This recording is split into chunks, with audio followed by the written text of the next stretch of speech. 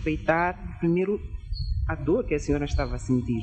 Recorde-se que Elina Chuven levou o cadáver da filha nas costas, numa distância de aproximadamente 2 quilômetros do hospital Abel Jafar para a sua residência. Indignada, a mulher criticou a atitude do pessoal de saúde e conta que a filha pode ter morrido devido à demora no atendimento. O que deixou a família Macura mais descontente é que depois de declarado o óbito, a mãe terá sido obrigada a regressar a casa com o cadáver.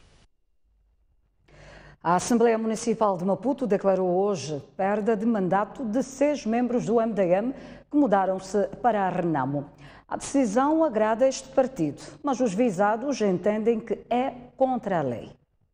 Armando Paia, Ismael Nhacucue, Ismael Kassamo, Carlos Tembe, William Savanguane, Rui Munona são os 6 membros da Assembleia Municipal de Maputo, pelo MDM, que nesta quarta-feira perderam os seus mandatos. Uma decisão que o MDM julga que repõe a normalidade de funcionamento da casa. A dada altura, esses membros punham em causa aquilo que é o bom funcionamento das nossas plenárias, através de criação de uma espécie de uma pequena bancada sombra, e isso tanto que não estava alinhada com aquilo que são os preceitos do próprio funcionamento desta casa. Um dos visados, Ismael Nhacucue, entende que a decisão está à margem da lei e garante que vai recorrer dela. Esta resolução é ilegal. O artigo citado diz claramente que é inscrever-se ou exercer funções em partido político. Em nenhum momento cita a questão da lista ou de candidatura. Portanto, é uma decisão que a Assembleia toma de forma ilegal e irresponsável. E nós vamos recorrer em sede do Tribunal Administrativo e vamos também escrever para a tutela. Dos 56 membros presentes na Assembleia Municipal, 5 não se pronunciaram, apenas deixaram o papel em branco. E os outros 51 votaram a favor da perda dos mandatos dos 6 membros que mudaram-se do MDM. O porta-voz da Renamo, José Manteigas, considera que o afastamento definitivo de Venâncio Mondlane da corrida eleitoral é uma prova da intolerância política. Já o jurista Elísio de Souza defende que a decisão do Conselho Constitucional é meramente de lei. Este posicionamento do Conselho Constitucional e o posicionamento da Comissão Nacional de Eleições estão associados à onda de intolerância política que se assiste nos últimos tempos.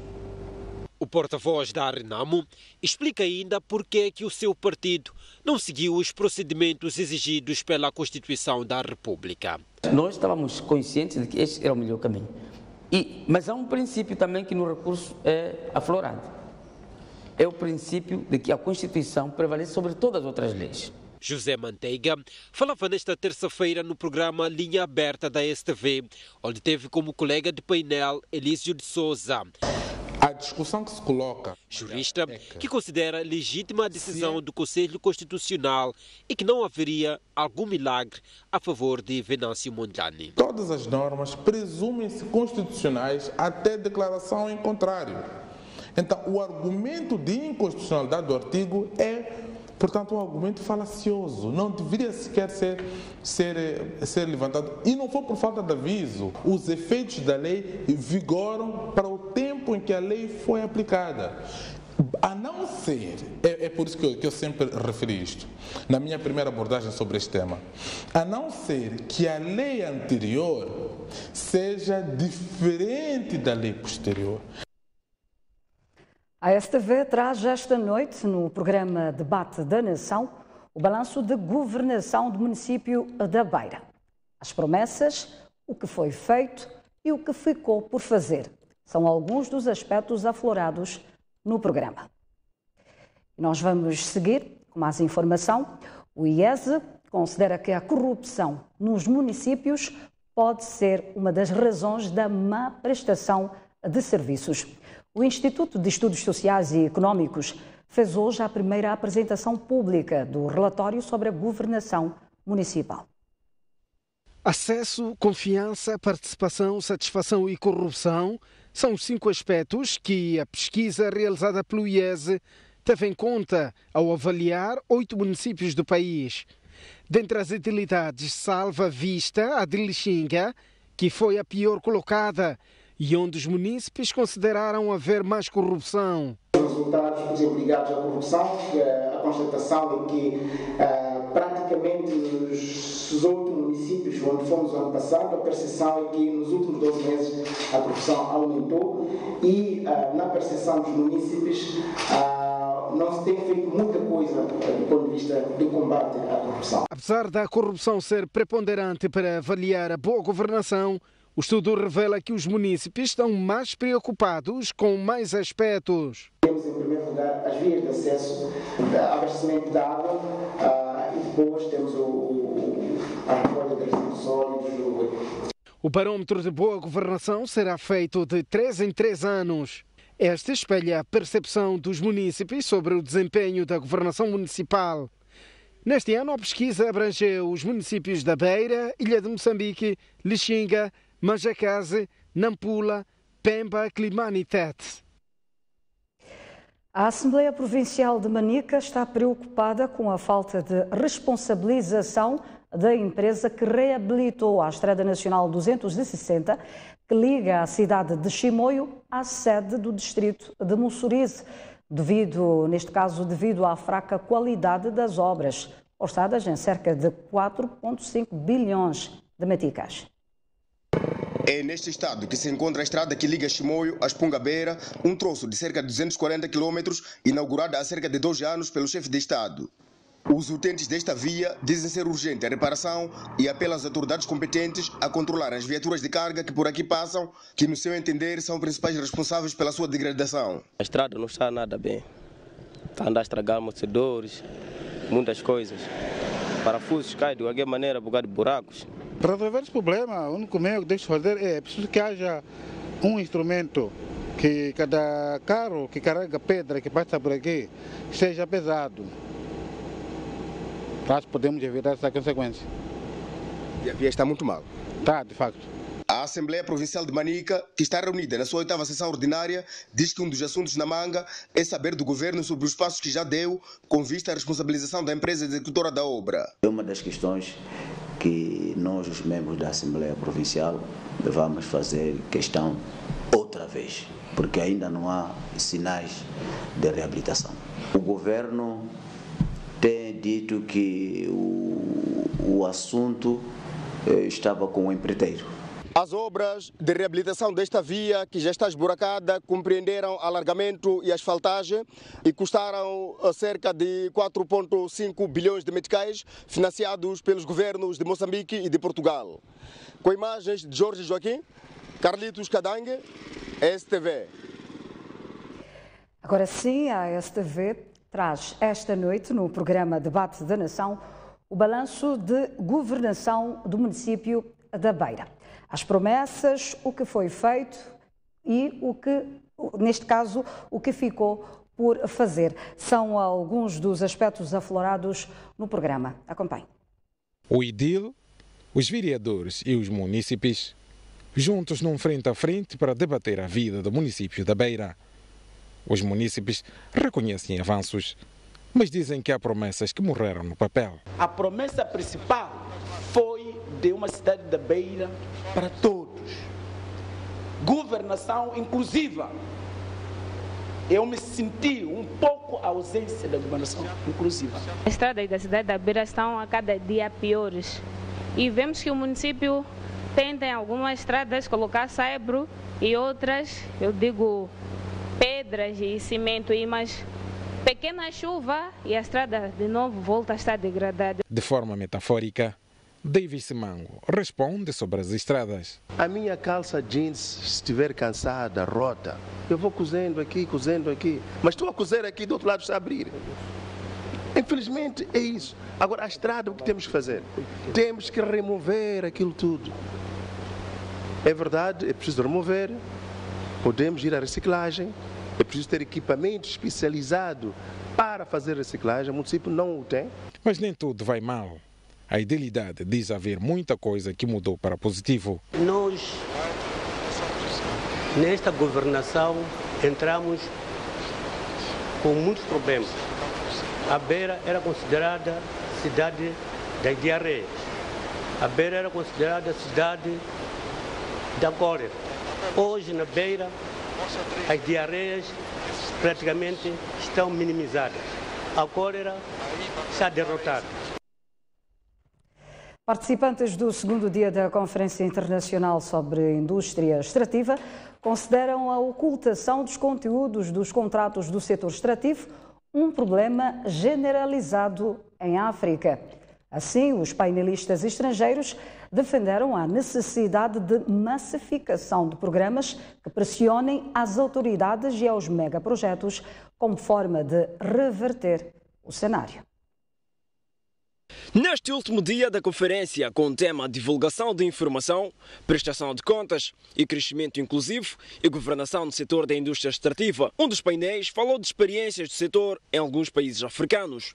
Na ocasião, os ativistas e académicos do Zimbábue, Uganda e Angola denunciaram o alegado nível de secretismo na gestão de informação sobre contratos do setor extrativo, tendo considerado que a situação é generalizada no continente africano. No meu país, Uganda, temos o Parlamento que aprovou o quadro legal sobre acesso à informação, mas sofremos muita limitação.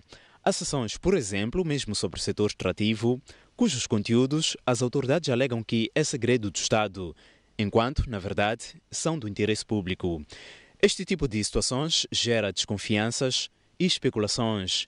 Acredito que é exemplo do que acontece em vários países africanos.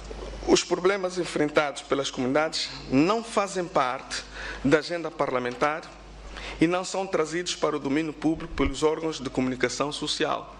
Os nossos parlamentares, eles, na sua composição, eles provêm de vários parlamentares que fazem parte desses círculos provinciais. Lunda Sul, Cabinda e Soio, aqueles que estão afetos ao partido no poder, não fazem qualquer questão de trazer a debate público os problemas enfrentados pelas comunidades e os problemas causados pela presença de exploração diamantífera.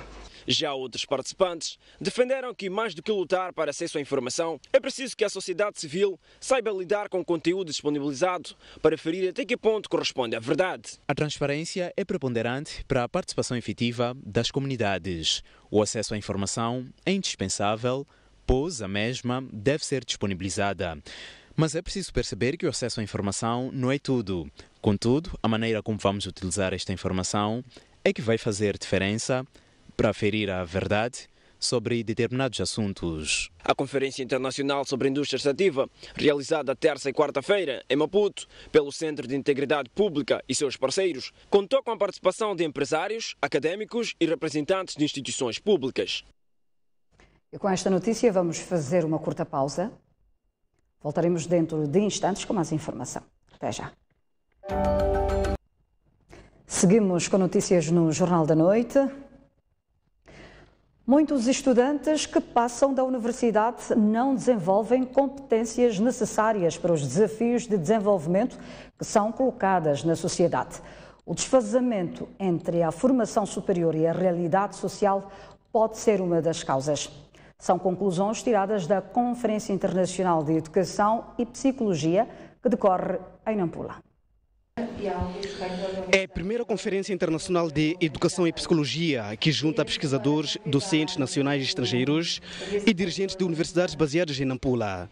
Numa reflexão sobre a aprendizagem universitária, Bendita Lopes, doutorada em Psicologia da Educação, traçou o perfil do estudante moçambicano e concluiu que a formação superior, em muitos casos, não consegue formar pessoas capazes de encontrar soluções para os desafios da sociedade. Se o aluno, o estudante está na universidade para receber no fim um certificado que vai apresentar na sociedade que aprendeu e no fundo não tem um conhecimento do que o certificado está a dizer, então não estamos a fazer nada. O que eu aprendi não é realidade em mim e como não é realidade em mim, tudo o que vê não não encontro nenhuma transversalidade daquilo que aprendi e aquilo que a sociedade vai me oferecer. Para esta docente da Universidade Federal do Triângulo Mineiro, no Brasil, a grande preocupação que as universidades têm em formar para a empregabilidade deixa de lado a essência da universidade, que é formar pessoas com capacidade crítica. Dados da Organização Internacional do Trabalho de 2017 são dados atuais.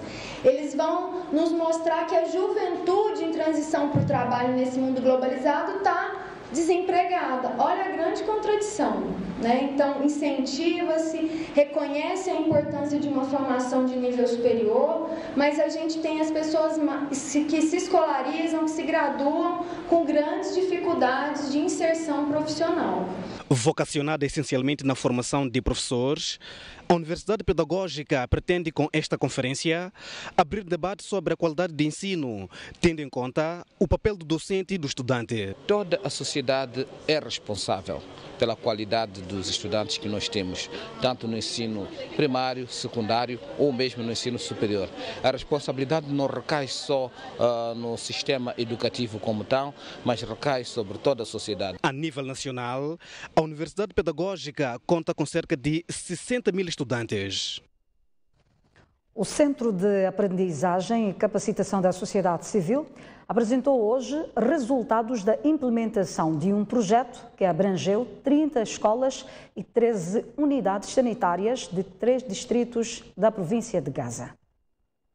A diretora executiva do SESC diz que a experiência da aplicação do projeto em 30 escolas e 3 unidades sanitárias de 3 distritos da província de Gaza mostra que, dentre outros aspectos, facilita o diálogo entre o provedor de serviços e a comunidade, ajudando na avaliação do grau de satisfação dos utentes em relação ao desempenho setorial. Na área de educação, os conselhos de escola tiveram um papel importante na retenção, na melhoria da retenção da rapariga, na presença dos professores. Por exemplo, a ferramenta Olavula está sendo muito usada para incentivar que os professores não faltem. Portanto, os pais, os encarregados de educação têm ligado quando os professores se ausentam por muito tempo.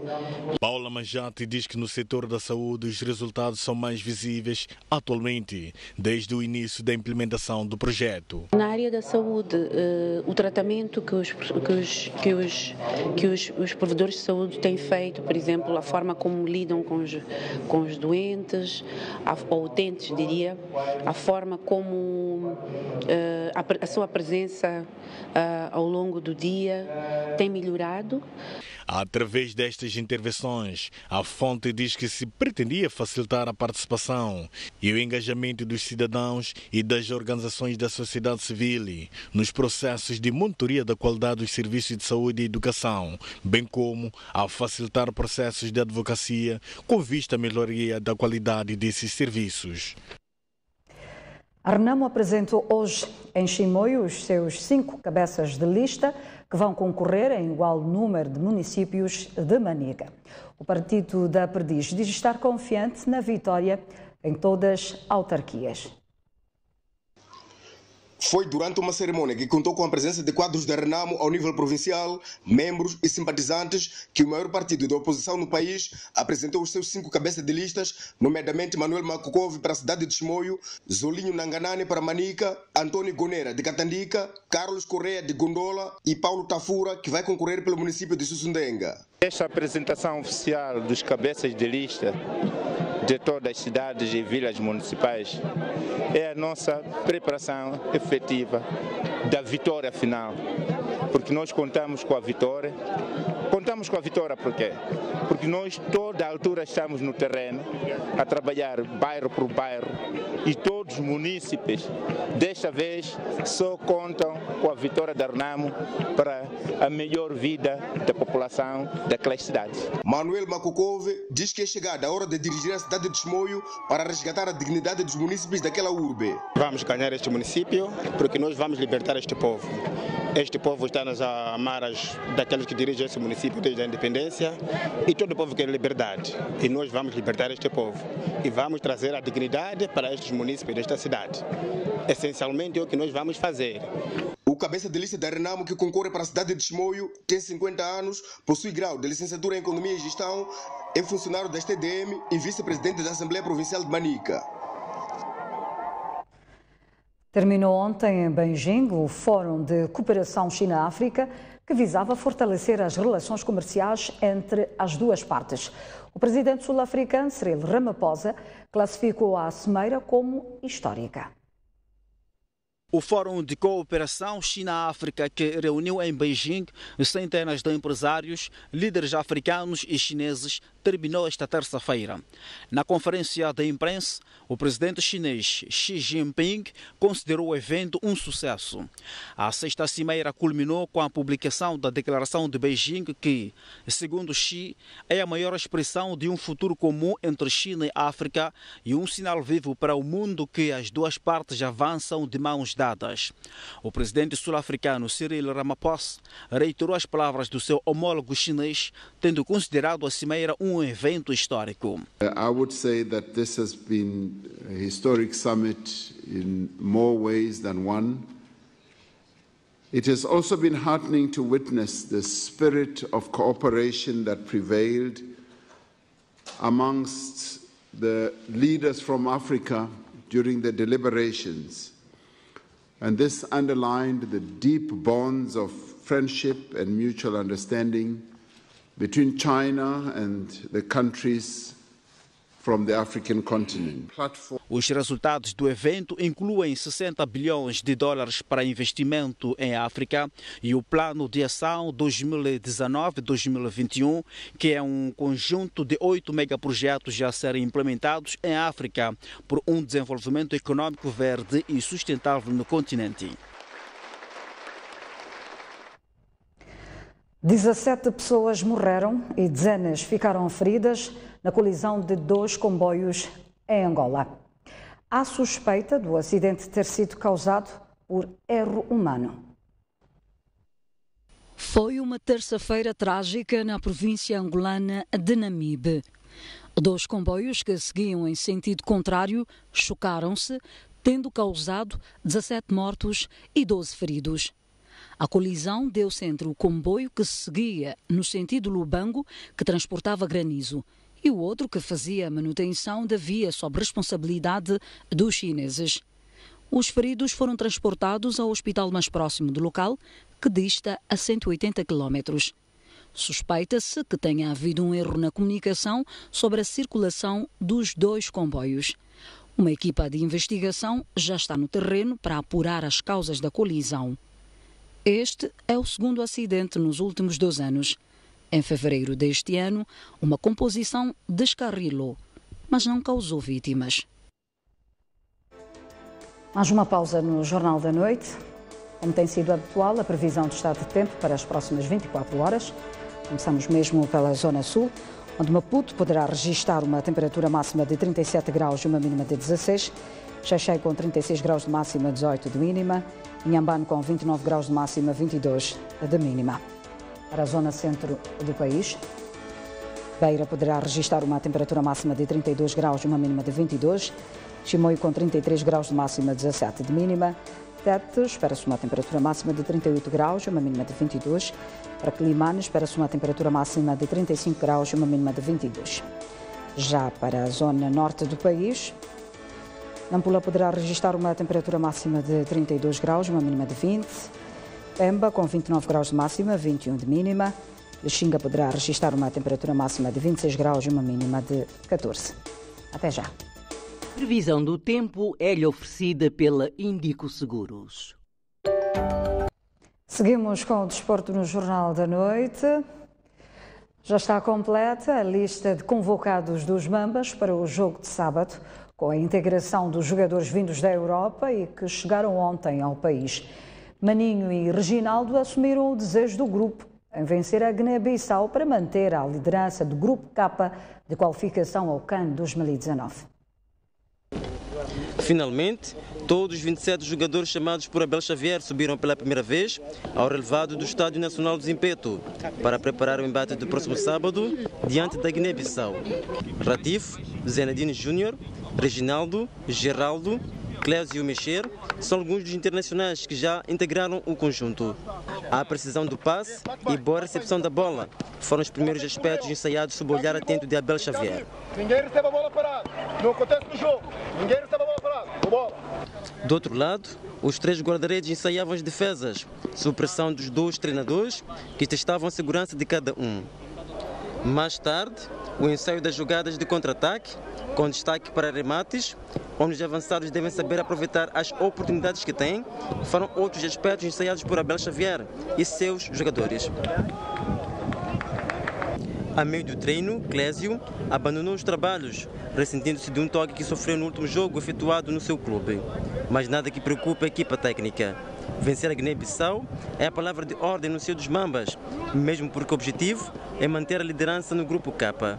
Estamos focados diariamente nesse jogo e a única coisa que nos vem nas nossas mentes é enfrentarmos esse jogo com maior responsabilidade. Sabemos que é um jogo de extrema importância e estamos a trabalhar para vencer esse jogo, sabe? Reginaldo vem de 3 golos marcados no fim de semana, algo que motiva o jogador a dar seu máximo para ajudar os Mambas a vencer. É um momento em que sinto que chegou, o momento chegou e estou pronto para dar o meu melhor na seleção. Temos que deixar tudo em campo e eu acho que estou confiante numa vitória e isso vai acontecer no sábado. Os Mambas lideram o grupo K de qualificação ao CAN 2019, com os mesmos 3 pontos de seu adversário de sábado, a Guiné-Bissau. O jogo terá lugar no Estádio Nacional de Zimpeto, às 17 horas.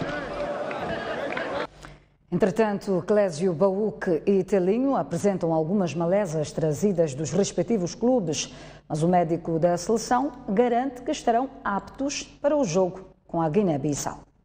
Clinicamente estarão todos em condições para participarem no jogo de sábado. Temos a registrar o caso do Telinho, que teve uma contusão no polegar do lado direito no último jogo disputado na semana passada. Temos ainda a referir uma pequena lesão dos músculos adutores que ocorreu na Europa ao atleta Clésio. Tanto o Telinho como o Clésio estão em franca recuperação. Estão a ser tratados cuidadosamente e tudo leva a crer que não constituirá nenhum obstáculo para participarem no jogo contra a Seleção Nacional da Guiné-Bissau. Relativamente aos jogadores que evoluem na Europa, Moussa Kalou garante que estão recuperados do desgaste físico da viagem e prontos para o jogo de sábado, em que a vitória é a palavra de ordem no grupo de trabalho. Os atletas que vieram da Europa tiveram uma viagem longa naturalmente e a viagem é cansativa, por isso é que não foram alinhados para o treino de terça-feira.